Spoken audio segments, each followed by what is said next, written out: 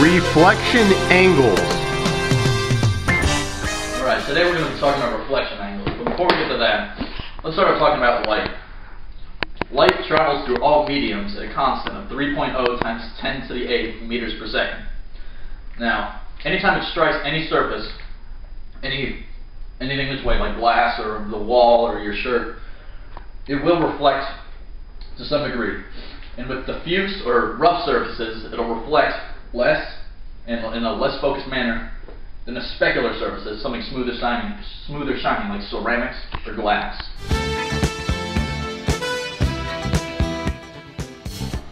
Theoretical reflection.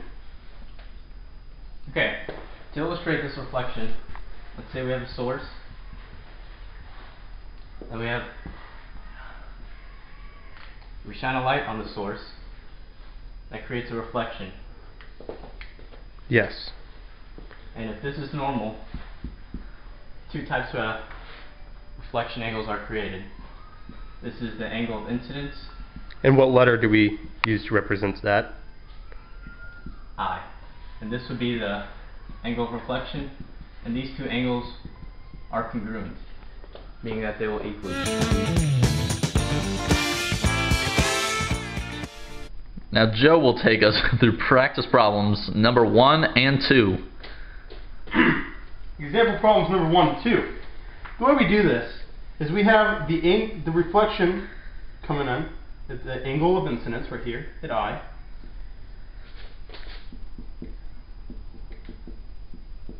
And we're going to call this angle right here 20 degrees. Okay? So we don't know this angle, but sometimes we need to know this angle. So the way we can find out this angle is we use this formula right here.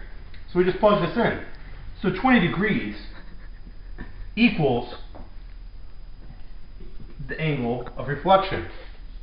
So this is 20 degrees. Now, it could get a little more complicated. I mean, we can get real complicated here. For example, let's call that the normal. We don't know angle of incidence or the angle of reflection. All we know is this angle right here. Let's call this angle 10 degrees. Well, knowing that the angle of normal is perpendicular from the source of reflection, then we can just subtract 10 from 90, and we get 80. Right? So then we know the angle of reflection is 80 degrees. Cool, right? So then we could just do this formula again. We can go the angle of incidence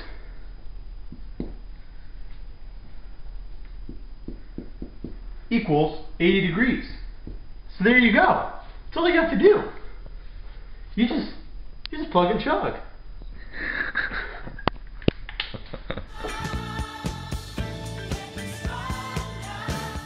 We're going to prove that our theoretical explanation of the angle of incidence and the angle of reflection are equal with use of a mirror, smoke, and a laser pointer. Here we go. In 5, 4,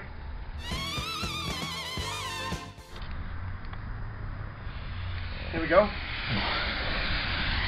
What now? What? Hold on, Lisa. Keep that laser pointer. As you can see with my fist, if you point the laser pointer a little less steep of an angle, if this is the normal right here, these two angles are congruent.